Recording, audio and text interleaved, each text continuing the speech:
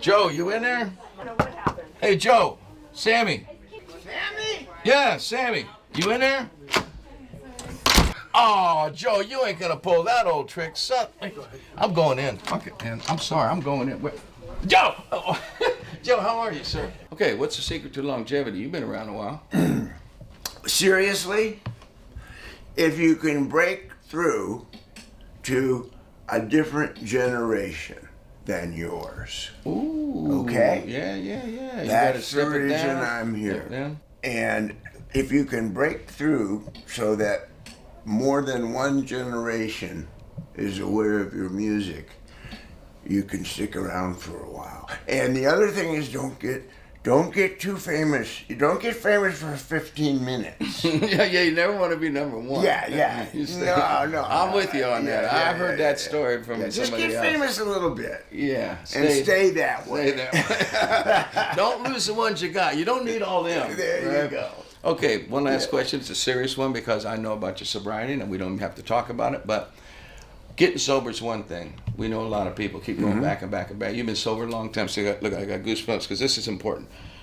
What can you say to people out there, or tell me that I can tell them? How do you stay sober?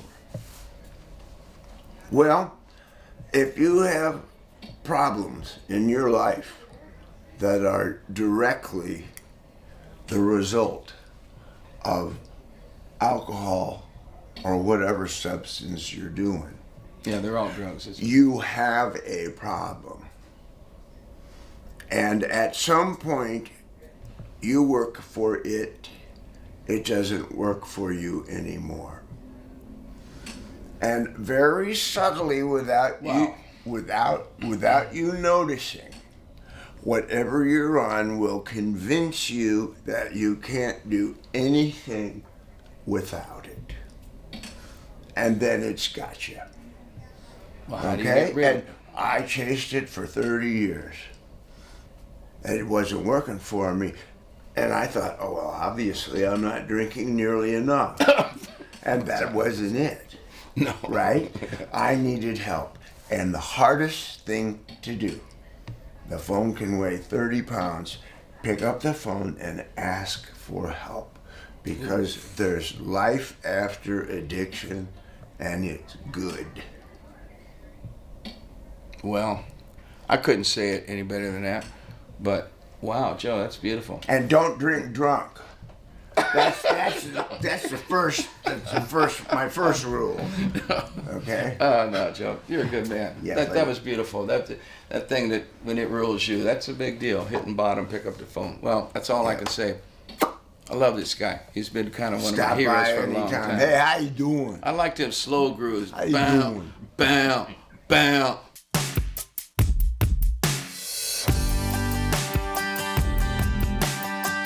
Red Rocker Sammy Hagar here. Welcome to another Rock and Roll Road Trip, and the rehearsals are all done. It's showtime. We got some rehearsals still going out there, but our rehearsals are done. Or is yours done? I think we're done. Yeah. This is Brian May, as good by as it's the going to way. be. The whole Queen legacy.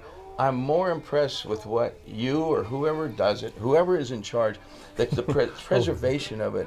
And then, I mean, do you feel lucky, or do you guys really concentrate and say, no, we got to be careful what we do and don't cheapen it? You've done a better job with the legacy I've ever seen than anyone since Freddie's death. Oh, and I'm you very serious. much. I've Thank said you. it to you before.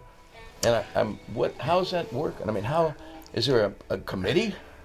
Yeah, I suppose there is. I mean, I suppose what we did was give it up. We actually did give it up when Freddie died, and we felt, you know, we'd always said if one of us goes, that's it. So Roger and I both went out kind of grieving to the max and saying, it's over, we don't even want to talk about it, for quite a long time. And then we made the last album, the Made in Heaven album, with the tracks that Freddie had left us to play with. And it became a real labour of love because he left some lovely little bits and pieces. Because Freddie in his last days was like, okay guys, I'm not going to be here long, just give me stuff to sing. I'll sing, you know, write me stuff in the back of a cigarette packet, whatever, just give me stuff to sing.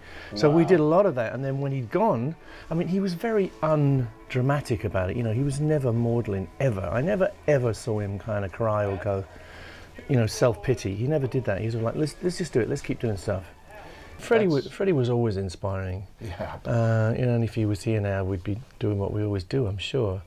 But Adam brings fresh views on things. He's not afraid to say, why don't we try it this way or that way? So the songs are not fossils, they're alive and evolving with Adam, which is great. And sometimes he blows my mind. We do Who Wants to Live Forever, which is a song which Freddie would do at times, but if he felt a little off colour, that was going to be a little bit too much strain for Freddie, you know.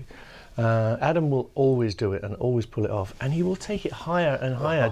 So I'm standing there playing sometimes, I'm going, what did he just do?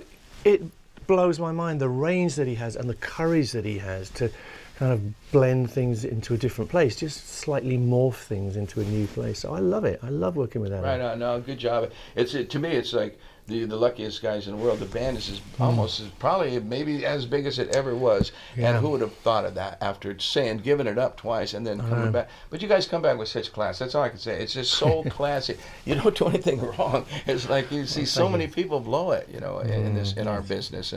But looking at guitar players, even though you're a singer as well, how in the hell did you come up with your sound? Did you invent this, or did you try to copy someone? Who are you listening to that created this sound for you? Well, James Burton, who was out there, you know, came up with this, as you know, bending strings, which changed my life completely.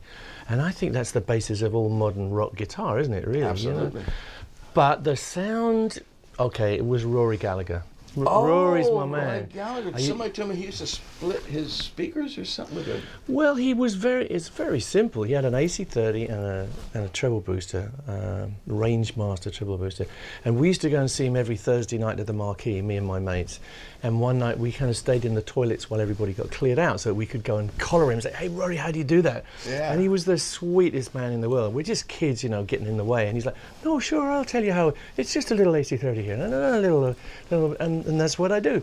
So I went out the next day in Wardour Street and got all the money that I had and bought 2 AC30s and found a treble booster. And you still use the same setup? Yeah, that's it. Wow, that's it, really. right. And it just works with my guitar. My guitar is a little bit fatter in sound than the Stratocaster that he used, but that's kind of what I wanted. I wanted the throaty kind of sound. So it became my voice. It was instant. It was there. Dan, once again, thank you for doing this. Bless you, Sammy. Let's have fun out there tonight. We don't get to play together, but we've got the rest of our lives. We're going to work this out. Well, it's going to be Johnny Be Good, right? We're going to do that? Oh, at the end. Yeah, at least we get to do Well, that. I'm going to stand next to you. Okay, you're on. Thank you. Hey, Red Rocker Sammy Hagar, welcome to another Rock and Roll Road Trip. We are in Nashville, Tennessee at James Burton's charity event. And I ran into this person in the hall, and I never met her, but I've been in love with her my whole life, okay? So here we are with Miss Tanya Tucker and her dog. Oh, and Mrs. Stella Quaid. Oh my gosh, it's so Welcome good to see another you. Rock and Roll Road I mean, Trip. my Tanya. God. Well, I really adore you, and I was so thrilled to have met you last night, and it was just really a real. It was high energy. I mean, I told all my friends, okay? What was it like, though, being like a superstar at 13 years old, walking around, people know who you are? It must have been weird. Well, first of all, I didn't feel like I was a superstar. It was a lot of hard work, a lot of flatbed trailers, a lot of shopping centers, a lot of bad sound. Well, that's what it was back then. And it was just really tough. But you know, I'm blessed to have got. I was ready at 9. You know, my dad brought me to Nashville when I was 9. Wow. And they weren't ready for a 9-year-old kid singing, well, you ain't woman enough to take my man. And like, okay, yeah, that's right. That's not very believable. And sounding believable, though. If they didn't see you. Yeah. I Well, see, that's the remember. deal with Billy Sherrill, who I give all the credit to, because not only did he sign me, but he also listened to me. But Billy Sherrill said in the very beginning, I heard him say to somebody on the phone, let's don't tell nobody she's 13.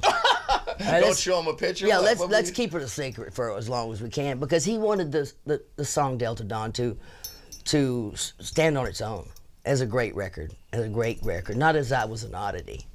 And you know, and it worked well. Well, it did. No, It because worked you're well. still here today. You're still relevant. See, that's where I was trying to go with this. Is like starting then and being famous. And like I said, for me, I know I would have screwed up somehow, and I still wouldn't be here. I wouldn't have lost interest or got rich and famous. And say, I'm had what I've done for that, whatever, or got Yeah. Or Well, I did that a little later. Oh, okay. you I went didn't. in- I was a late. you like, I had was a a little late dip? Yeah. Oh. I went through the '80s. Okay. I heard some of them. I wasn't going to bring it up. But I made we through don't the have to go 80s. there. But I mean, that Elvis was sitting here right now. See, I Yeah, love boy, it. He's the oh. biggest star that ever lived on Me this too. planet. I agree. You know what I mean? I agree. And if he was sitting right here, right Oh, now, if you what will. would you say? what would we say to him? Damn it. Damn it. You know, the day Elvis died, I really had, it took me a long time Me too. to get over it. You don't know, because of Elvis Presley, it started, I never bought a record before Elvis Presley. I never listened to music, so what my dad had on the radio in the car, which was Hank Williams and stuff like that. Yes. And it didn't interest me, and now it does, of course. Yeah, of course. I know what it is now. Because But you at know that how good time, it is. I'm going, why is my dad singing to this? You know what I mean?